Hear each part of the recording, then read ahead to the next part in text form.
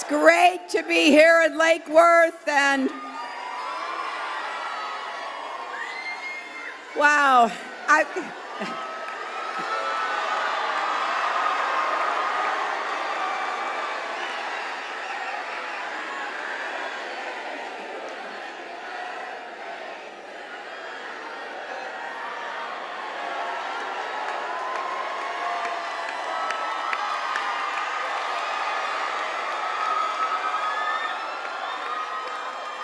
wow, thank you. Wow, it is great to be here, and I want to thank Tricia for being an operating room nurse and being a volunteer in this campaign. And I want to thank all the volunteers, everyone who has helped reach out to voters.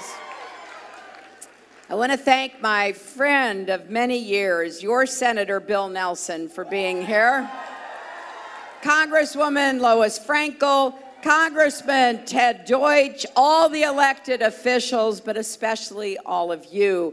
There are only 13 days left in this important election. And I have to tell you, it is so clear how high the stakes are. And I am going to work as hard as I can over these next 13 days, reaching out to as many people as possible. We can't take our foot off the gas even for a short time. Every vote counts. Just ask my friend, former Vice President Al Gore. And Lake Worth can make the difference. Florida can make the difference. And if people get out and vote, we will have a victory on November the 8th.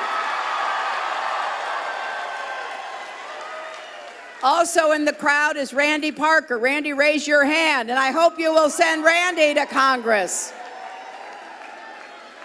And thank you so much for singing to me. Oh, I love your signs. That's great. Vote early, Florida. That's great.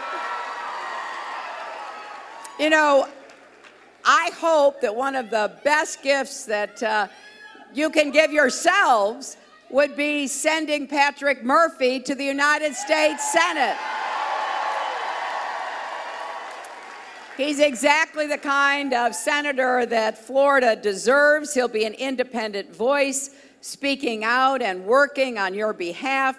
He's a proven problem solver. He's fought for comprehensive immigration reform with a pathway to citizenship. He has defended Planned Parenthood and a woman's right to make her own health care decisions. He's brought Democrats and Republicans together to protect our environment and fund Everglades restoration. That's what we need. We need somebody who will help to break the gridlock, to stand up and help create more good jobs with rising wages. Stand up to the gun lobby and advocate for common sense gun safety reforms. And help in the fight against climate change to protect the future of Florida. He will also defend and strengthen Social Security and Medicare. Everyone who works hard during your lifetime should be able to retire with dignity. And the benefits that you have earned should not be cut or privatized. And remember this, unlike his opponent, Patrick Murphy has not been afraid to stand up to Donald Trump and his dangerous, divisive campaign. Now, did anybody see the last debate? You know, I stood next to Donald Trump for 4.5 hours in those 3 debates, proving, I think, once and for all, I have the stamina to be president. And no matter what he did, no matter what he said, no matter how he stalked me and lurked over me, I just kept thinking about what Michelle Obama said, when he goes low, we go high. And boy, has he gone low, right? But among the many things that he has said, which are deeply troubling and disturbing, he said something truly horrifying in that last debate. He said that he would not necessarily respect the results of the election. He actually refused to say that he would when asked directly. Now, you got to understand, as I was standing there, nobody, Republican, Democrat, nobody who's ever run for president has ever said that before.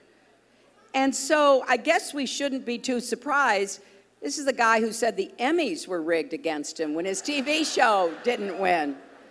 But this is serious, and it's the reason I've been bringing it up at all my stops here in Florida, partly because I was horrified by it, but also because, think about this. When you are sworn in as president, you take an oath. You take an oath to preserve, protect, and defend the Constitution.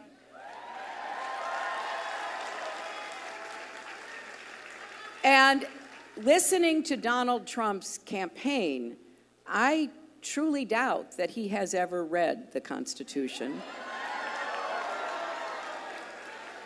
Or if he did, back in school, he certainly doesn't remember it, and he doesn't understand. It is the most important founding document for the longest lasting, greatest democracy in the history of the world. In America, we don't say we're going to keep you in suspense about whether we'll respect the outcome of an election. We have free and fair elections and a peaceful transfer of power. That is one of the things that makes America who we are. And we fool around with that, and we criticize that at our peril. You know, as your Secretary of State, I went to 112 countries, and a lot of those countries are ones that are not democracies, or they're only pretend democracies. They actually have authoritarian leaders or dictators. And yeah, you know what? They rig their elections. You know, somebody running gets 99.9% of the vote. We've seen this. We know what that means. And some of you, either yourselves or your parents or your grandparents, came from places where that went on. And we can never tolerate anyone running to be president of the United States who undermines and questions our fundamental democratic values. Now, we know he has spent his entire campaign attacking one group of Americans after another. He's attacked immigrants, he's attacked African Americans and Latinos and POWs and Muslims and people with disabilities, and boy, has he attacked women. But now his final target is democracy itself.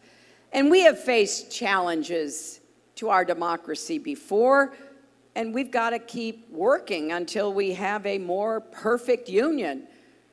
And our very first president understood that. I mean, George Washington refused to become a king. You know, folks were saying, hey, you know, this president thing is okay, but maybe we should have a king. Well, we had a revolution to get out from under one king. And George Washington was wise enough to say, no, I'm going home.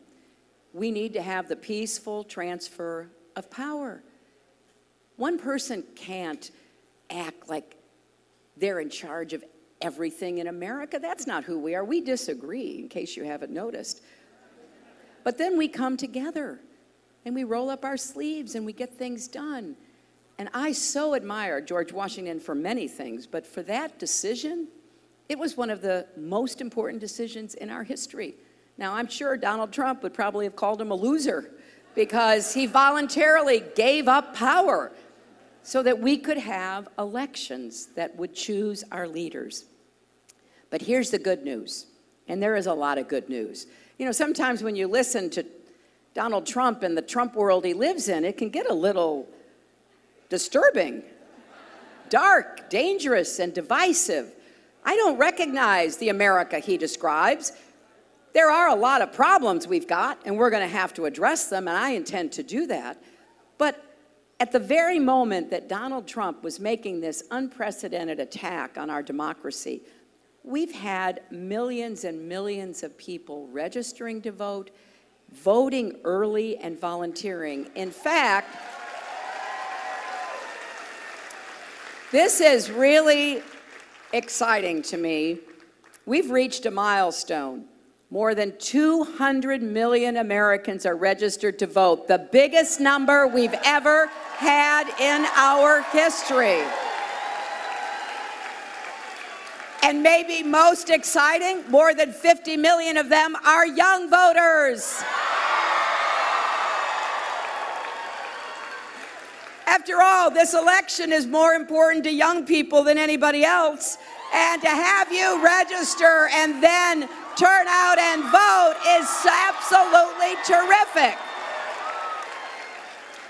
And you know what else?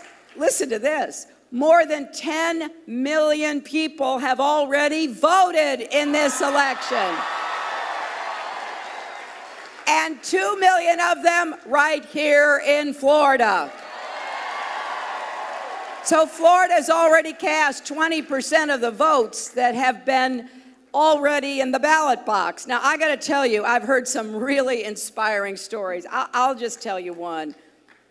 Stephen from St. Augustine has been fighting a rare form of leukemia and heart disease. He's been in and out of the hospital a dozen times in the last 2 years. But he told his family, he told his friends, he told the nurses and the people in the hospital how important it was that he get a chance to vote. So I heard yesterday he ditched his oxygen tank, which I would not have recommended. He clung to his walker, he stood in line, and he cast his vote for a better America.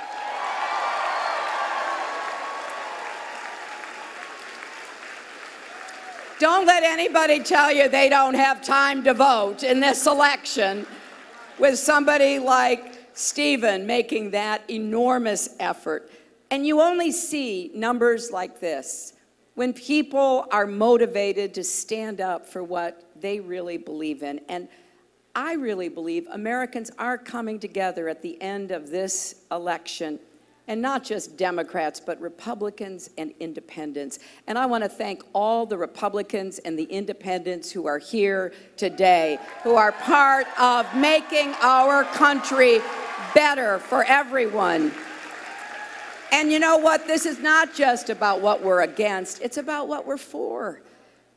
We have a lot of things to be for. It's about a common vision we share of a hopeful, dynamic, unified America where everyone counts and everyone has a place.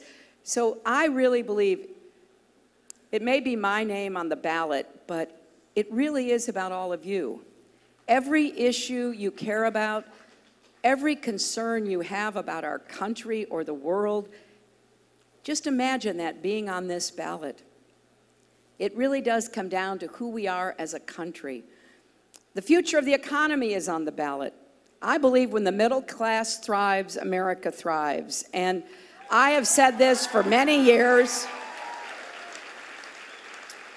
I believe this so strongly because I come from a middle class family. My father was a small businessman. His father was a factory worker.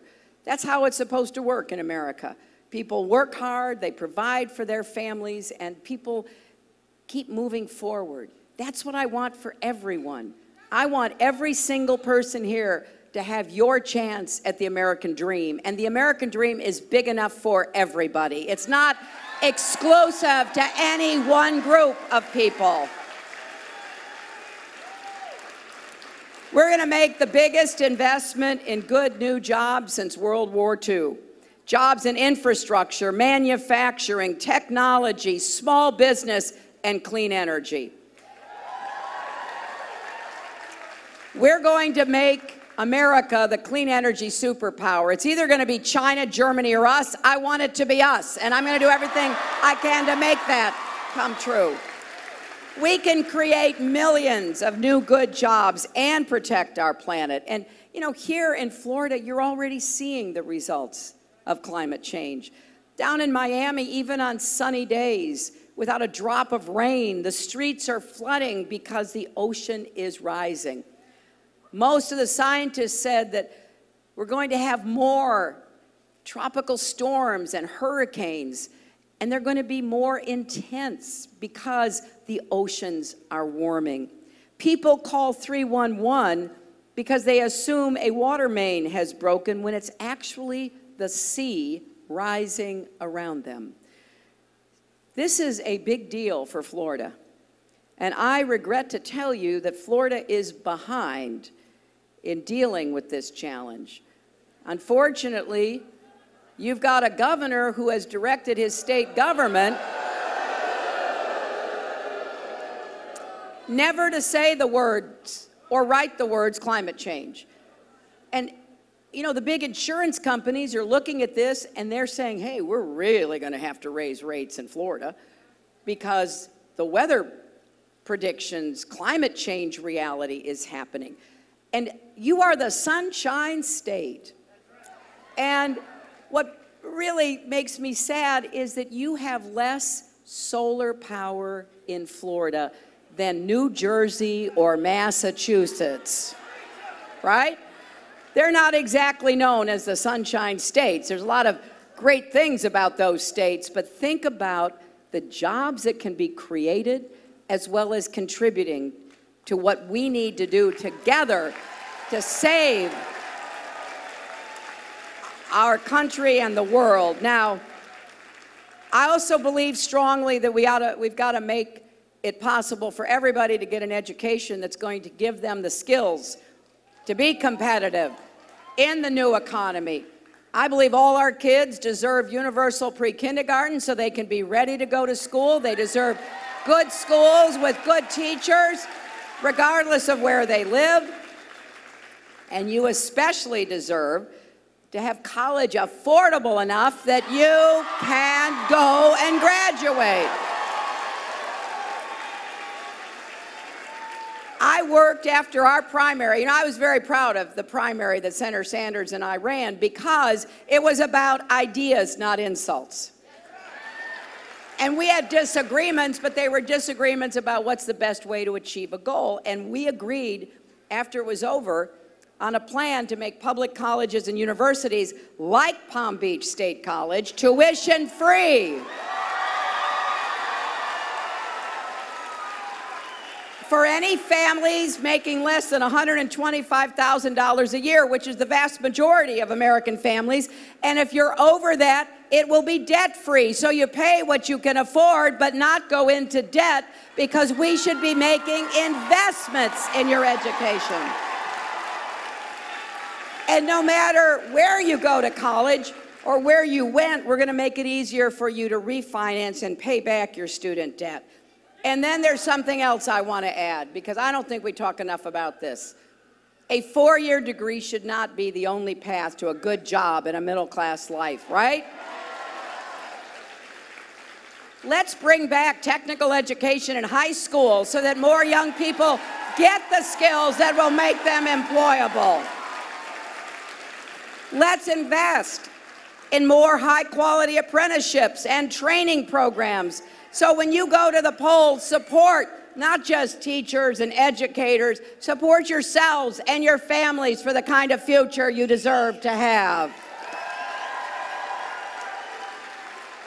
And you know, I also think the economy has to be fairer. What does that mean? Well, we've got to raise the national minimum wage, because no one who works full-time should still be in poverty. Look, I was raised to believe in hard work, and I believe in it. And I don't think there are any shortcuts. People need to work. But when you work full-time, you shouldn't still be in poverty, worried about whether you can put food on the table for yourself and your kids. And don't you think it's finally time for businesses that make profits to do more to share those profits with the employees who help to make the profits in the first place? You know, I love having the support of real billionaires.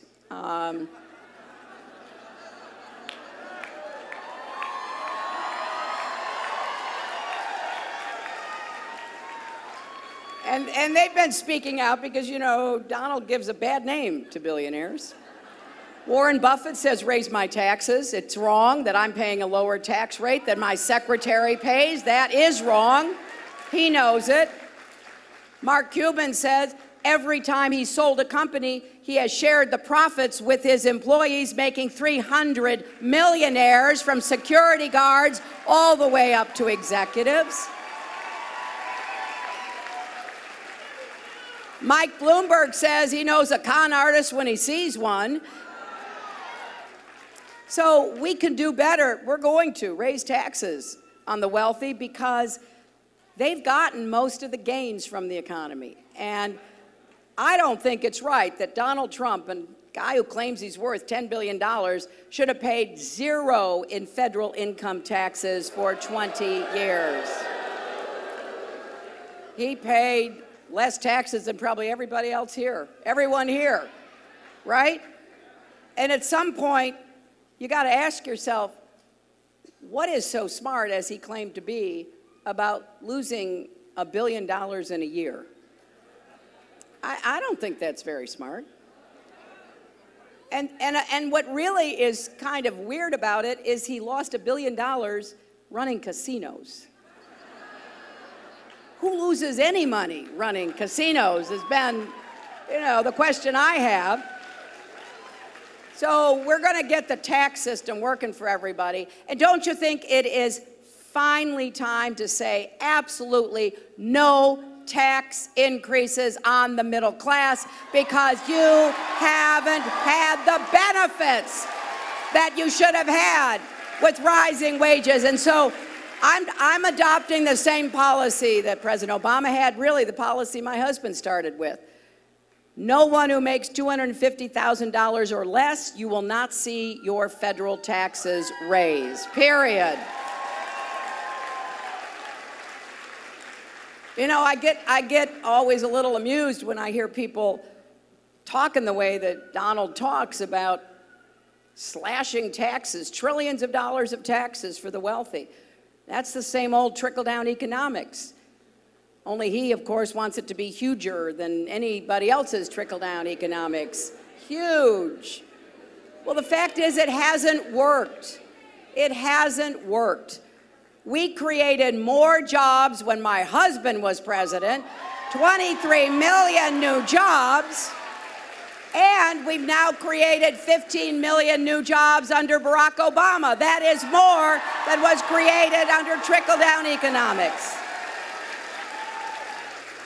So I feel strongly that we can't go backward, because we need to build the economy from the middle out and the bottom up, not the top down. Now, don't you think it's also time for women to get equal pay for the work we do? And you know, this is not a woman's issue alone. If you've got a mother or a wife or a daughter or a sister, you want her to have equal pay, don't you? I mean, otherwise your family is being cheated. And you know where else it hurts? If women are not paid equally, and we've got some great examples of that around the country, it hurts them when they go on Social Security. You know, Lilly Ledbetter, the woman you may have heard of, who worked in a factory in Alabama, and she worked her way up until she was one of the managers on the floor. She was the only woman. She worked really hard, and then it was years later, she was like in a break room or somewhere, and she overheard a conversation about what some of her co-managers were going to be spending money on, and she was thinking, now, how can they afford that? And so she went and talked to them, and they told her how much money they made, and she was paid 40% less. So what did that mean to her? Well, it meant her husband, who also worked really hard, it meant that they were kind of cheated. And then her husband died. She's a widow. And now her Social Security is 40% less because she didn't put in enough to get the higher payments. So don't let anybody tell you this is a woman's issue. And when Donald Trump attacks me, says I'm playing the woman's card, you know what? If standing up for equal pay is playing the woman's card, then deal me in.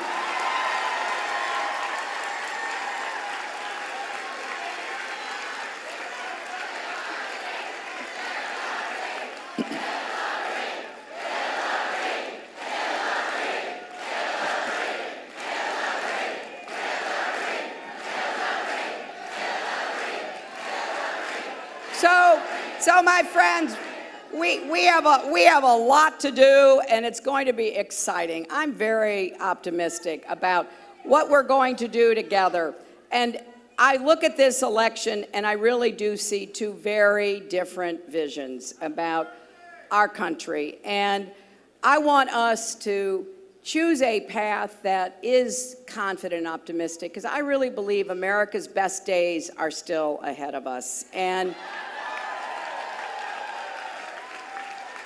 I think part of what we have to do is just be clear about the stark difference between our campaign and my opponent's campaign.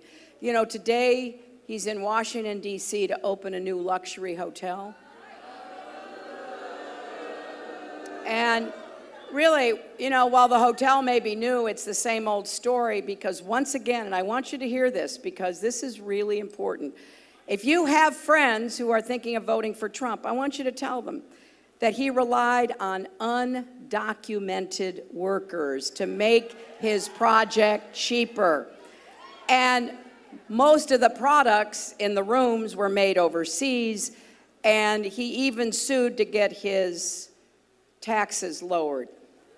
But we know he's used undocumented workers, and that's one of the things that he has run his campaign on, about deporting undocumented workers. Well, he's used undocumented workers. He's made his products in foreign countries. He's used Chinese steel instead of American steel. So, you know, you can talk a good game, but let's look at the facts. And the facts show he has stiffed American workers. He has stiffed American businesses. And later today, I'm going to be with celebrity chef Jose Andres, who had the courage to stand up to Trump about his divisive anti-immigrant views by refusing to put his restaurant in Trump's hotel. And I also, two more things. I couldn't believe that Trump started tweeting about how the battle for Mosul was already, quote, a total disaster, and that our country was, quote, looking so dumb, basically declaring defeat before the battle had even started. Honestly, this is someone who says he knows more about ISIS than our generals. He is not just wrong, he's dangerously wrong. And the message that is being sent to our American soldiers who are over there advising and helping this action to drive the terrorists out, imagine what they are hearing from someone who claims he wants to be the next commander-in-chief. Well, my friends, I have a different view, and I want your help. Our bottom line is we need to work for the next 13 days, and here in Florida, voting could not be easier. Please, you can go early vote through Sunday, November 6th. Go to any early voting site in your county. You can go between 7 a.m. and 7 p.m. to cast your ballot. In fact, you can go right after this rally to the Lantana Road Branch Library just 3 miles away. And you can go to iwillvote.com to confirm your polling place. Make sure you have a plan to vote. Make sure you bring everybody to vote. Volunteer these last 2 weeks. Help us make calls and knock on doors. Go to HillaryClinton.com to sign up, or take out your phones and text JOIN to 47246. So on January 20th, we're going to have a new president, right? So things are going to change no matter what. The real question is, what kind of change are we going to have? And I don't think most Americans want the dark and divisive change that Donald is offering. Mass deportations to rip apart families, a repeal of gun-free school zones on day one, going back to the days when insurance companies could discriminate against everybody, not just people on the Affordable Care Act exchanges, but every one of us, 170 million of us who get insurance from our employers. Going back to letting Wall Street write its own rules, denying the science of climate change, rolling back marriage equality, reversing a woman's right to make her own health care decisions, the biggest tax breaks ever for those at the top. And then abroad, ripping up our alliances and allowing more countries to get nuclear weapons. Well, that's change, all right. But that is not the change we need. We need a country where every student can afford to go to college, where millions of people are working in good, high-paying jobs, where immigrants come out of the shadows and pay taxes. And listen to this, half of all undocumented immigrants pay federal income taxes, which means they pay more federal income taxes than Donald Trump has paid for 20 years. And we need a country respected in the world, working with our allies to defeat terrorism and to stop the spread of nuclear weapons. Well, my friends, change is coming, but the choice is yours as to what kind of country we want to be. We need a fairer, stronger America. If you will work with me, if you will vote between now and the time the polls close on November the 8th, we will make the kind of future that we need for ourselves, our kids, and our grandkids. And we will prove once and for all that love trumps hate. Thank you.